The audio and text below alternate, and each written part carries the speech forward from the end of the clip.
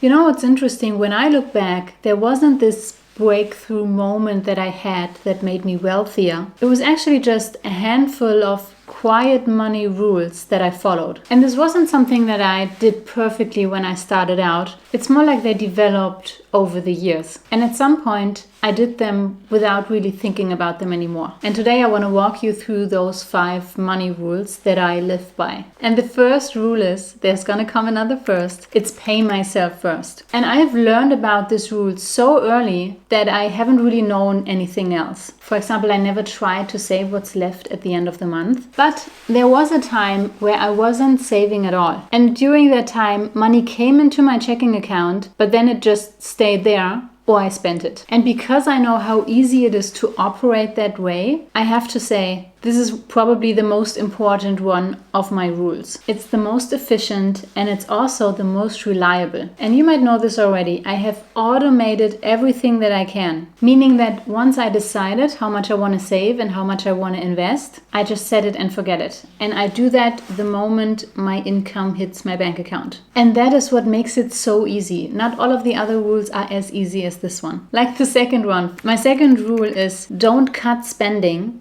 Prioritize it. So I really enjoy things. I like good food in good restaurants, nice clothes, jewelry, luxurious travel. And there were pretty much 2 phases in my life. One phase was that I was spending quite a lot of money on those enjoyments, on all of those nice things. But then at some point it really was like, wow, where did all my money go? And why is my net worth not growing in a significant way? And then when I became aware of that, I entered phase 2, where I put as much money as I could towards my net worth. But then at some point it started to feel like, okay, what am I doing this for? So it felt a little too restrictive for me. And so it took me some time of testing what's the right balance for me of how much to put towards my net worth and how much to put towards a luxurious life, if you want to call it that. And one note on that. I have to say, seeing my net worth grow every time I calculate it has become very rewarding for me. And I can even anticipate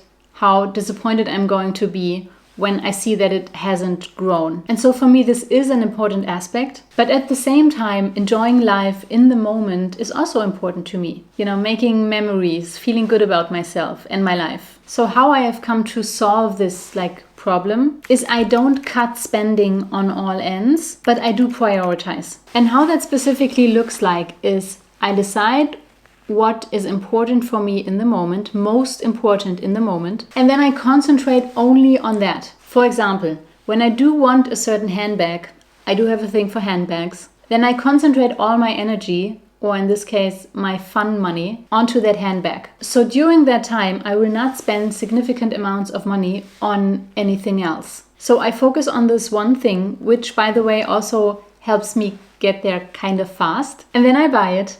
And after that, I concentrate on the next thing. And what has helped me is creating different categories for that. So the categories that are meaningful to me, so for me personally, are eating out, traveling, and clothing. And then within clothing, I have other subcategories like actual clothes, jewelry, shoes, and handbags. I even went so far, because I'm a very strategic and organized person, I created a list. I created a list of things that I want so that I also know what comes next. And how this translates to real life, when I go through a store and I see something that I might like, my head immediately goes like, no, that's not on my list. And that has lowered my temptation, to buy random stuff when I go into stores drastically. And what I love about this rule is that it gives me the feeling of not missing out. Like during this phase 2 where I was putting as much money as I could towards my net worth, but then I was, living quite frugal and I just didn't want to live just for the future. Do you know what I mean? And of course, full transparency, if I could have it all at once, I would love that. Go into stores, go into restaurants, not ever worrying about the prices. Of course, that would make life easier. Or maybe it would just shift the awareness to then other things. But anyway, I'm not there yet, maybe. But either way, this rule or this strategy works very well for me, as in it gives me both, the best of both worlds. And this kind of relates to my next rule, which is rule number 3, which is wealth has to reflect the lifestyle and vice versa. If you know you want the life where you live a certain way, then you need to actively work towards that, right? So for example, I know what I want and how I want to live, and that's pretty expensive. And for that, I need to have a realistic number of how much wealth I need to sustain that lifestyle. Let's say someone wants to live in a 7-figure villa and go eat out in Michelin star restaurants very often. Then saving and investing $500 per month will not get that person very far. Are you guys getting this? Because the mismatch of how that person lives either right now or wants to live in the future and how much money they're using to build that future, it's not aligned. So in this case, they're not working enough towards their desired future. But for someone who wants to live in a 2-bedroom apartment in not a major city or area in general that is not as expensive and rather prefers to cook all the time or to do their vacations by car, then that's a different story, right?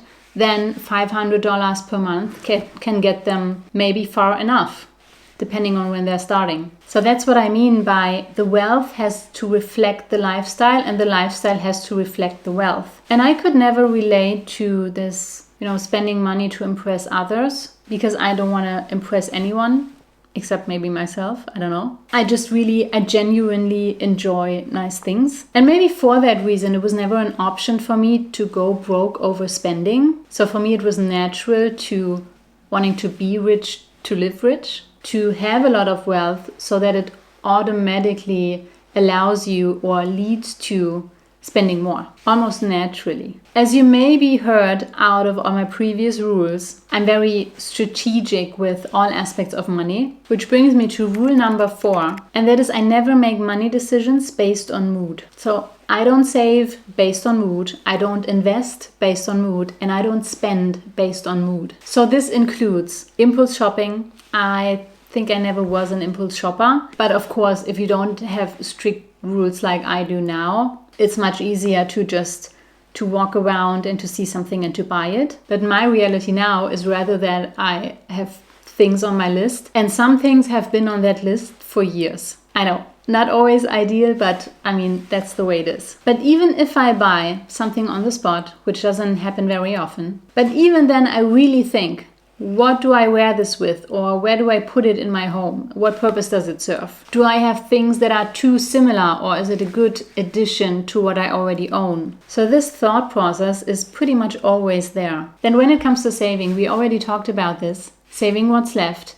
And no matter how low my income is or was, I always consistently put part of it away, straight at the beginning. And then I may try to save some more of what's left at the end of the month, but there is always this one non-negotiable of paying myself first. And when it comes to investing, I am a buy and hold investor, which means that I buy stocks, preferably in the form of funds, index funds, and I hold them for a very long time. So also here, there is no guesswork, no emotions, no decisions to make. There's just consistent buying in. And that, by the way, is my rule number 5. And that is focus on boring consistency and not exciting wins. People have asked me, since I love to talk about money and I learn about it constantly, why I'm not aiming to make money with investments on the short term. So why I'm not trying to earn money with investing. I am earning money with investing, but I think the focus here is really on short term. So basically why I'm not trying to get rich fast